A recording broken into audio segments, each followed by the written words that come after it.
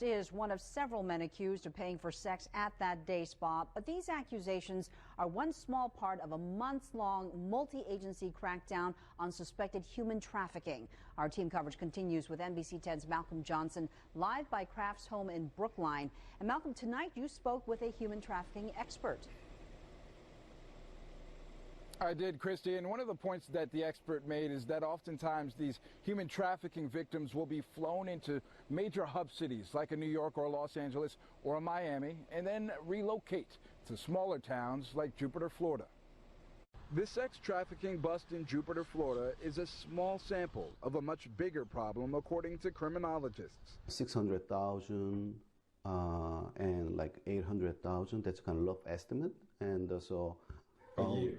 Yes, human trafficking cases. That's how many sex trafficking victims Bridgewater State professor Kyung-Shick Choi says come into the country yearly. Many working in spas like Orchids of Asia, where Choi says conditions are deplorable. It's like slave-like situation.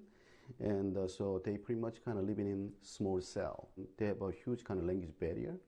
So they cannot really go out and they cannot communicate anyone. It's a lifestyle far from the one women are told they're coming to once in the States. Ads kind of telling, the potential victims, so you're going to work for the restaurants or like doing massage, kind of, just a kind of sports massage.